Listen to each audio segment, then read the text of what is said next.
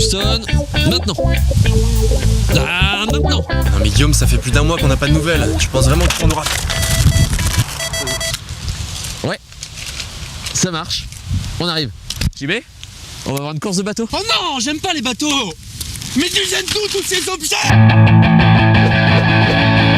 Chope ton short, vas-y chope ton short. Course de bateau. Je suis sûr que ça va être deux barques qui vont se courir après. Et... Wow, tout ce monde. Et ces bateaux trop stylés. Avec des autocollants sur le côté. Et ils ont des écussons sur leur polo, mais c'est trop classe. Et il y a une grue aussi, ouais. Un cygne, ouais. Ouais, non mais ça c'est du goudron, ça. Ouais, non mais ça suffit, là.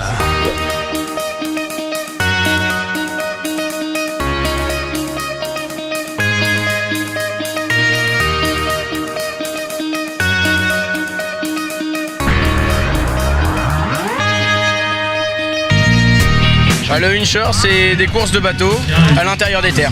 C'est un sport, il y a vraiment de l'action. Il se passe au cœur de la ville. Ceux qui ne connaissent pas, ils devraient venir voir parce que c'est très impressionnant. Ça ne touche pas l'eau, ça vole au-dessus de l'eau littéralement. Ça prend des virages à près de 180-200 à l'heure. Bonjour, je viens pour la promenade en bateau.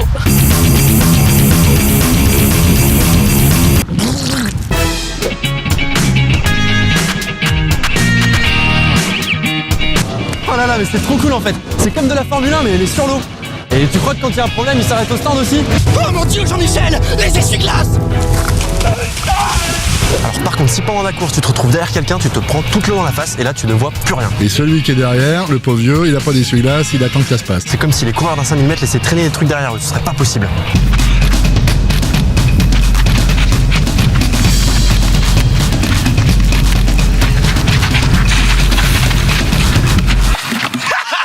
Et donc là, tu vois, toujours comme en F1, les pilotes en fait ils sont répartis dans des écuries. D'ailleurs, je me suis toujours demandé pourquoi est-ce qu'on parlait d'écuries, parce que ça m'évoque pas des chevaux, quoi. Et voyez-vous, chaque marque aura ses propres véhicules, et on appellera ça une écurie. Ah oui, comme avec des chevaux ou des ânes. Pas du tout, aucun rapport. Mais alors pourquoi une écurie? Voilà. Hein?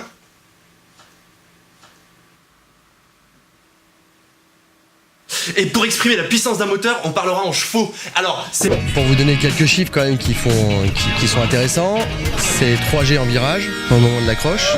C'est un bateau qui monte pour les 3000 qui monte à 200 km/h en fin de ligne droite. On n'a pas de frein.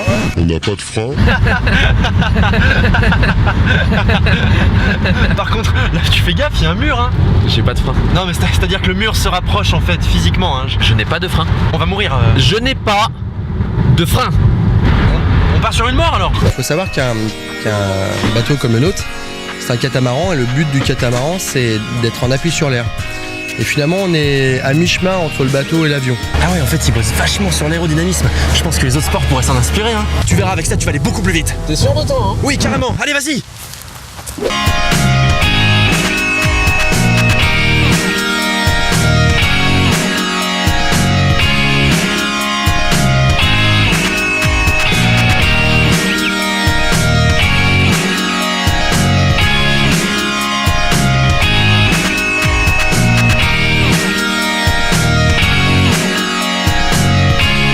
Les essais chrono ont été fantastiques, j'ai fait je crois un très bon temps. Jean-Vital me disait tout à l'heure que c'était le record sur le circuit. Il est assez technique, mais Mâcon c'est vraiment un des circuits les plus durs avec, on n'explique pas toujours parce que les berges sont pas si abruptes que ça, mais ça renvoie une vague dans les virages assez difficiles. Le pont nous fait des remoulins, ce qui fait que ouais, c'est assez sympa de courir ici parce que ça nous oblige à être très concentrés et il ne faut pas faire de faute. Si vous aimez la vitesse, si vous aimez les sensations, regardez Chope ton short.